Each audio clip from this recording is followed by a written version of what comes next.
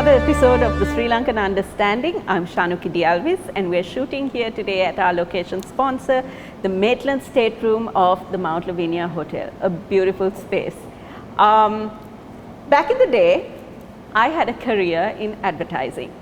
I consider that to have been the sort of the start of my professional career in communications and learning to tell stories to the world. And there were a few women that I had the privilege of watching in senior positions in the advertising industry. And I was, of course, in a creative space of work, and even fewer women who were in creative leadership roles. One of those women in the industry has been known to shine above everyone else, and that is Laila Gunasekara Martenstyn, who I'm very, very happy to have here with me today. Thank you, Laila, for being here. Thank you for inviting me. Laila is colorful, from her hair to her ideas, to how she navigates a space. When Laila walks into a room, everybody knows and nobody forgets. Wow. And so cool. it's really an honor to have you here to have this conversation about the Sri Lankan advertising industry, which I think it's a complete different world of its own. Absolutely. Compared to any other industry in this country, and compared to other advertising industries in other countries in the region. Sri Lankan advertising is a brand in itself. It's unique. Yeah. Correct. So I'm really glad to have your perspective on it. But before that, I want to talk about women in the Sri Lankan advertising industry, because at the time that I was in this profession, there weren't a lot to look up to and to feel mentored by back in that day. So can you talk me through? I can, yeah. Because I actually think the opposite. Okay. Right? So perhaps I wasn't exposed to it. Yeah, perhaps. Because I feel, well, I've been in this industry a very long time, right? Yeah. I was 17 when I first came in. I feel that women have always been at the helm. They've always made themselves heard, and they've been strong, rocking, powerful women. From my own experience now, more than half my life actually I've worked with Neela. She's the head of the agency that I work in, Densu Grant, and by heritage she had advertising in her blood. I mean, she knew it inside out. And then there was the real woman stars in Dilamani Das Benson, right, who was like Marmite. You either loved her or hated her, but you absolutely respected her for coming right from the bottom and shooting to the top. And there were, more recently, there's been Alina, who was the president of JWT and now has an awesome brand of her own called Audacity. And there's Shirani Rubera. That's going rather far back, even before my time actually. No, she was there, but she's much, much older than me. I'm actually the age of her daughter. Renuka was also there. There's Varunya Munagama and Krishi and Sandhya Salgar. Strong women, you know, so they've always been there. So then I stand corrected, and thank you for correcting me. Can you tell me a little bit about your own journey and how you became this advertising star or this legend that you are today? How I came in is a very bland story. I didn't know what this was. I didn't know anything. I mean, when I just left school. I just finished my A-levels, and at that time I didn't know. I mean, people want to be air hostesses, and I never wanted to be, but I didn't know what I wanted to be, right? My father's a very, very strict man, and I'd finished my A-levels and I had a bit of a gap before I went to university. He didn't want me to stay at home. That's all it was. I feel like that's a common theme, because a lot of colleagues in advertising also, it's like, I didn't know what I wanted to do with my life, and my parents needed me out of the house. I don't think they knew what it really entailed, but he had thought it through. And I was always good in English, right? And I used to write pretty little essays in school. So I went for my interview with my school essay.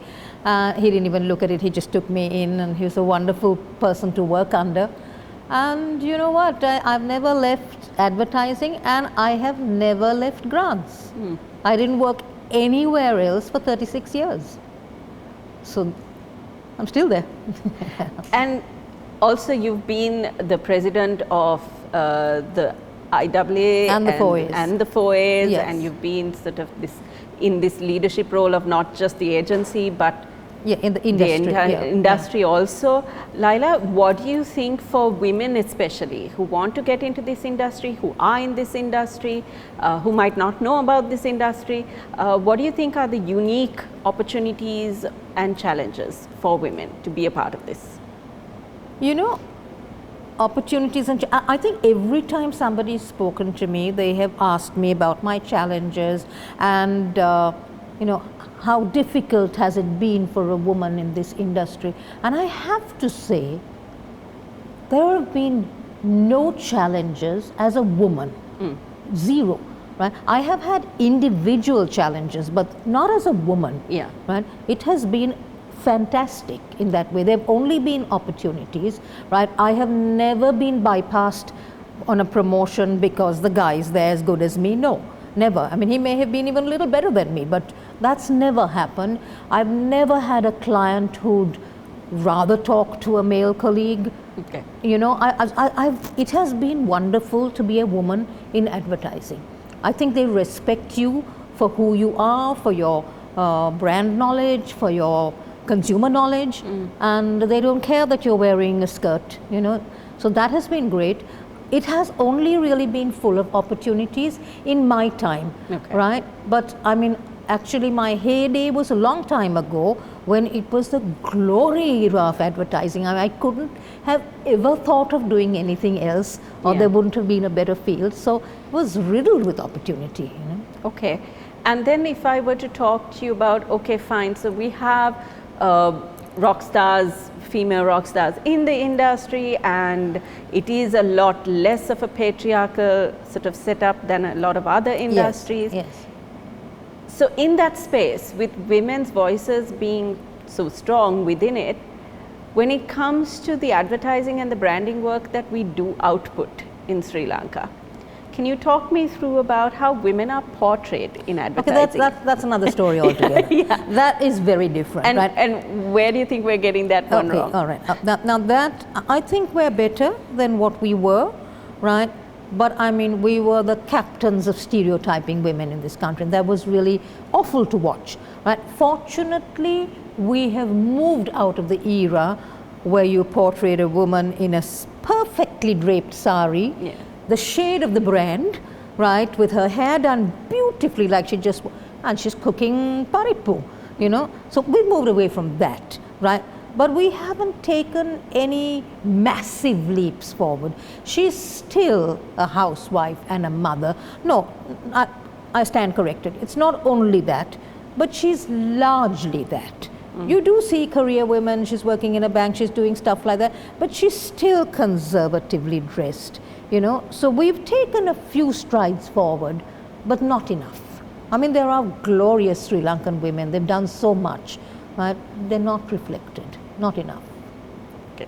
And we're going to talk a little bit more about that when we come back after this break.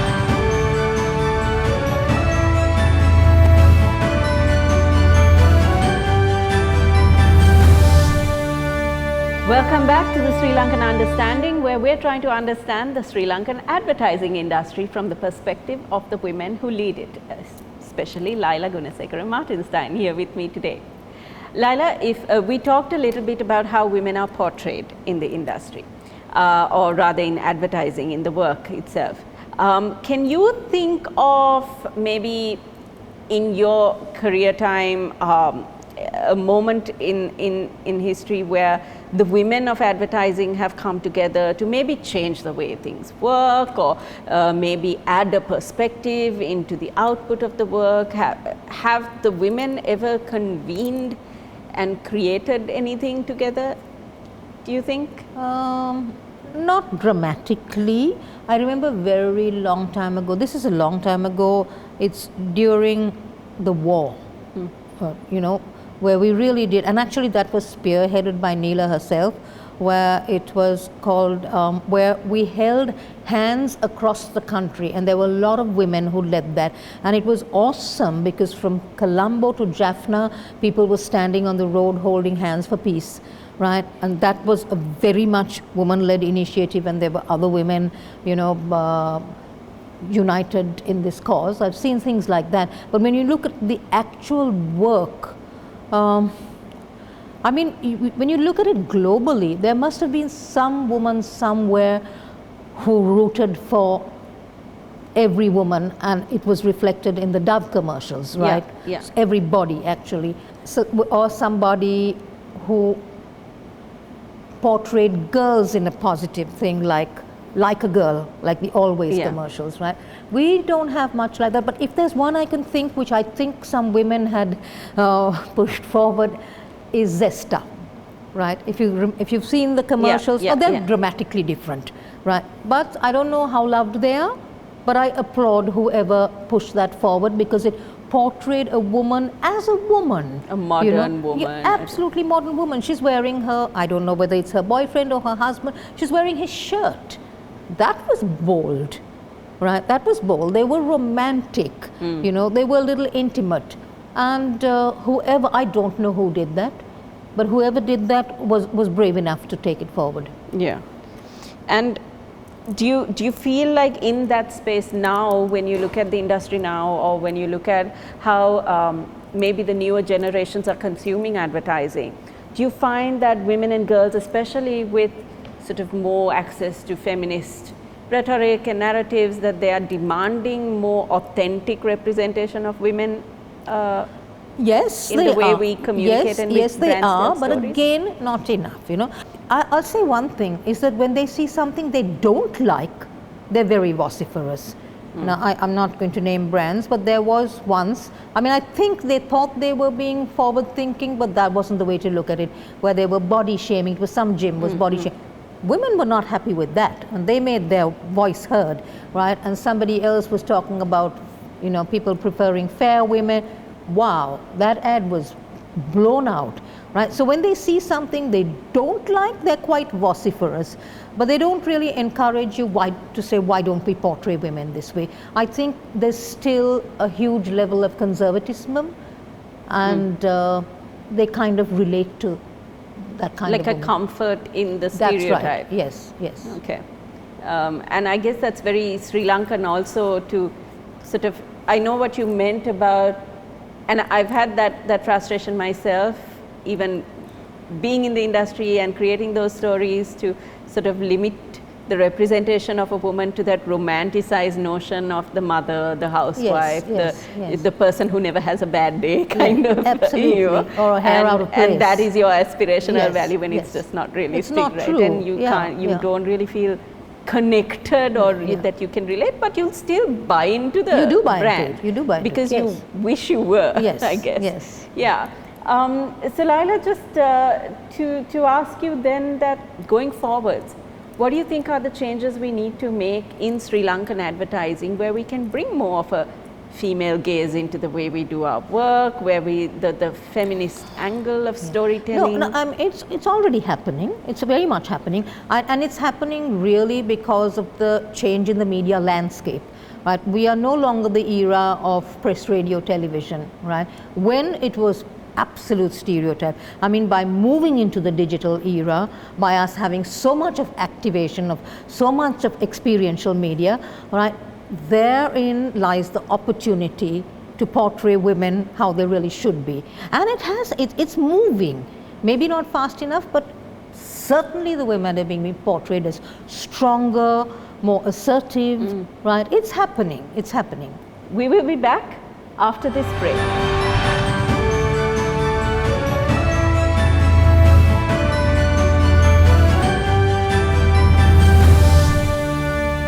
Welcome back, and I'm going to put Laila on maybe the spot now, because this is a question that we didn't prep for.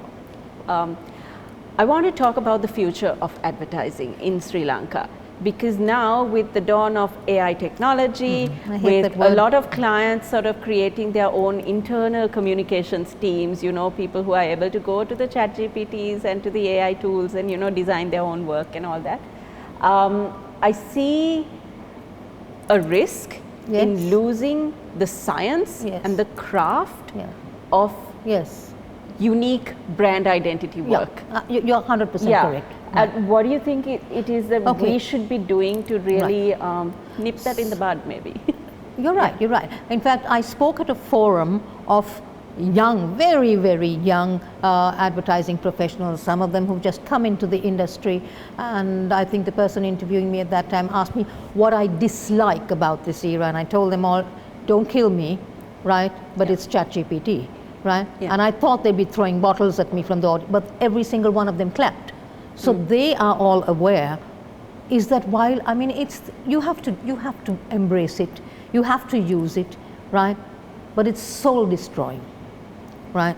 I mean, it takes away your magic, and that is what I really hope that the future will use it wisely, will use it as something that, you know, as something to speed up the work, but not to replace yourself, right? And that is my fear.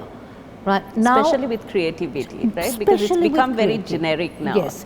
Now, when somebody gives me something they've written, I recognize it at once. This is not you, right? There's nothing of you in this, right? So I'm thinking, you know, once in a while, maybe we just got to throw everything out and take out our original pieces of paper and pencil and get into our own heads. That's the best place to be in, right? Not that I'm saying don't use these, not at all, right? But don't lose the magic. Right. Where do you think the industry is headed, the Sri Lankan advertising industry? No, they're grabbing it, they're loving it, the younger people, they're loving it. They're loving it too much. Which is a good thing, right? Do you still find, I think like back when I was in advertising, there was a lot of motivation for people to join an agency, and I don't know what it's like now because I'm not in the industry anymore, so I don't know what. It's vastly different. Okay. It's vastly different, and that is because the world has changed. Younger people are very different, you know. In one aspect, they're smarter, and in one aspect, I think we were smarter. We loved our craft very much. You know, we were devoted to the brands that we worked on. Not that they're not, but they're also, they're very savvy about their careers, right? Okay. So that has to run parallel to the work always, right? And I don't know, I'm hoping that I can, before I move out of here, see the passion come back. Yeah, you know. Yeah. What's the culture like now in the advertising industry, within that space? Back then it was just mad. It was insane. It was Mad Men. It was Mad Men. Yeah. It was wonderful, yeah. right? And we experienced so much, you know. I've been to Cannes, I've been to Spikes, and it was marvelous, you know. I really lived the advertising life. Now it's strangely a little more sedate, right? There isn't such a lot of madness going on. There isn't so much fun, but it's still a great industry to be in. Do you think it's still as risky as it used to be? Yeah. It still is risky. I mean, and it still really has its moment. I would still do it again. Yeah, I know you would. Yeah. For sure. Yeah. And you think like there are women in the industry now who would kind of be able to champion this and drive it Yes, I think so. Yeah. I've seen a couple of younger, even one or two who are working with me. They've got it nailed. You know, I can see them as future leaders. Right. Okay. They really love their craft. They really love what they're doing. They have a lot of self-pride. So, oh yes, there are. Definitely there are young women coming up. And where do you think the local industry needs to go to meet the international industry? Are we there yet? No, I don't think we're there yet, but we're close. We're close. Okay. What do you think is missing for us? No, it's just, I mean, you know, our technology is not that advanced. Just a few things like that, right? I mean, the people Sri Lankan people are always quite brilliant, you know, whatever it is. We are storytellers. Yeah. We are storytellers, right? It's we in know your blood. how to tell a good dramatic story, right? Absolutely. And we know how to make people listen. Absolutely. Yeah. I mean, all the WhatsApp groups that I'm on, especially the creative WhatsApp groups, I mean, the things they say there, it's hilarious, right? And the memes and the emojis, I don't know where they get them from. It's amazing. So, talking about memes and emojis and stuff like that, I'd like to ask, because we came from an era where it was traditional advertising, and I know we talked about a little bit of this, how now the world is digital. and then the agility, it's not even sort of pivoting in 24 hours, you have to now pivot in 24 seconds sometimes. Yes. Do you think we are equipped to do this? Just going by how young people out there are creating their own content, again, there's user-generated content for anything, and now it's like everything's political and all of that.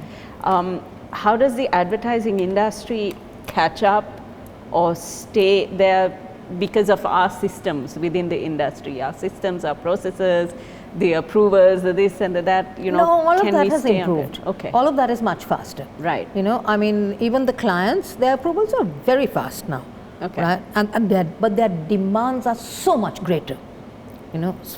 I wish they would slow down a little bit. It would help us and them, right? Yeah. But I think the people are fully equipped, right? They can churn when necessary, right? And we are close enough to our clients to say, listen, you know what, this is something big, hold on, we're not giving it to you in 24 hours, it's for your good and the brand's good, and they accept that. They accept that.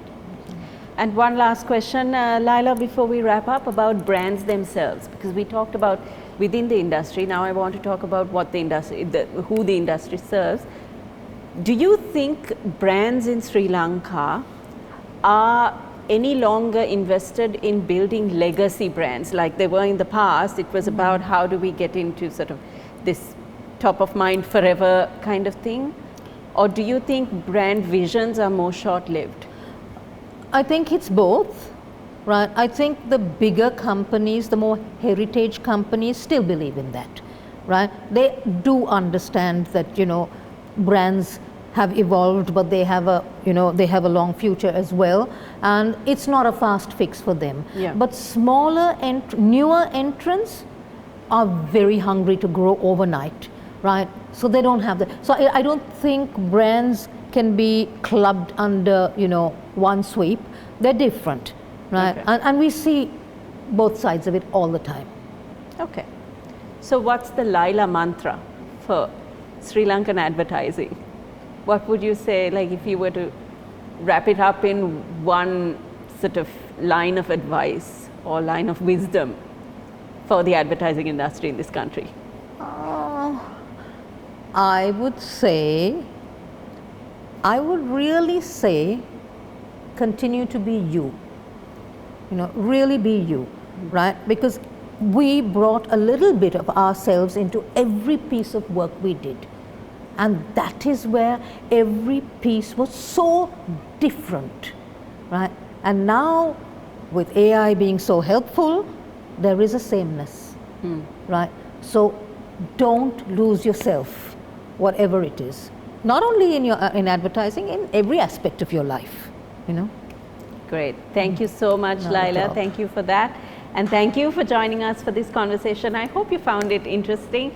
And I hope you do, if you are in the world of advertising, that you reach out to us and let us know, have we said something that ticked you off maybe, or have we said something that you'd like to add to? It'll be wonderful to see how this conversation goes.